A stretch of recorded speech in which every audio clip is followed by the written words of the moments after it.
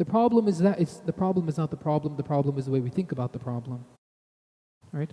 Is the way that believers, our minds have become programmed away from the fitrah to fisqah, away from the innate disposition that Allah Azza wa Jal has created us upon, the way that we should be looking at things compared to how we are looking at them now. And it has become diluted, watered down. It has been just inch by inch, wallahi, inch by inch. That's why the Prophet ﷺ, what did he say? لَتَتَّبِعُنَّ سُنَنَ مَنْ كَانَ قَبْلَكُمْ. You will follow the people who came before you, al-Yahud wal-Nasara. You will follow in their footsteps. That doesn't mean, brothers and sisters, please understand the hadith. It does not mean that you're going to start wearing a cross on your neck and you're going to wear like a little yarmulke or kippah. That's not what it means. Obviously, you're not going to do that. What does that mean? Because that means that you would become disbelievers and you become a Christian or a Jew. That's not what he's saying, sallallahu alaihi wasallam. He says the same way that those people have left and abandoned their religions and the teachings of their religion, and they kept the external part of their religion, but internally they are devoid of it, in the same way believers will do the same thing. Externally they will have all the rituals, externally they will have the name, they will have the look, and they'll be like, yeah, I'm a Muslim, but internally they are devoid of it.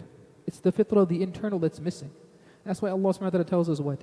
Stay away from sin, ظاهره وباطنه. Stay away from the external element of the sin and the internal dimensions of the sin.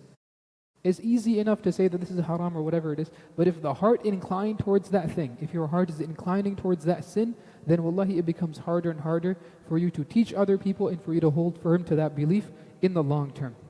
That's the issue, that's the problem we run into.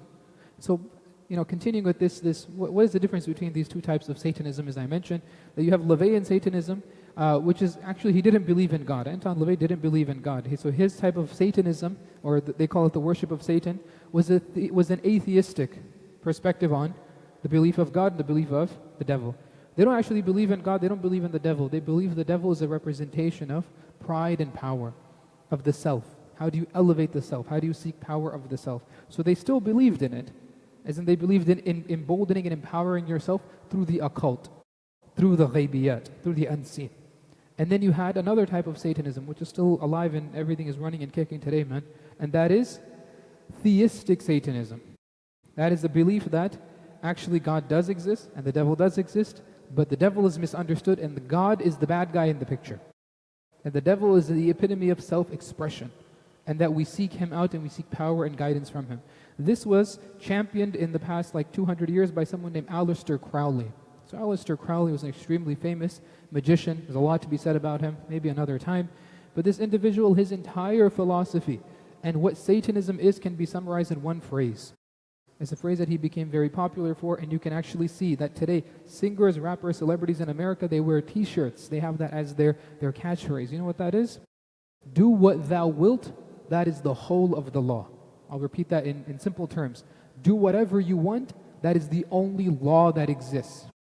The only hukam, the only ruling is that you do whatever you want to do.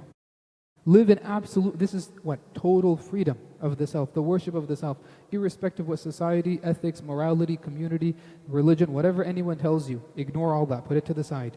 What do you want to do? That's the only law that you have to follow. Both of them, whether it's theistic or atheistic, they both intersect at one crucial point. That is the point of self-deification, worship of the nafs, worshipping of your own self. That's all it is. That's what Satanism calls towards.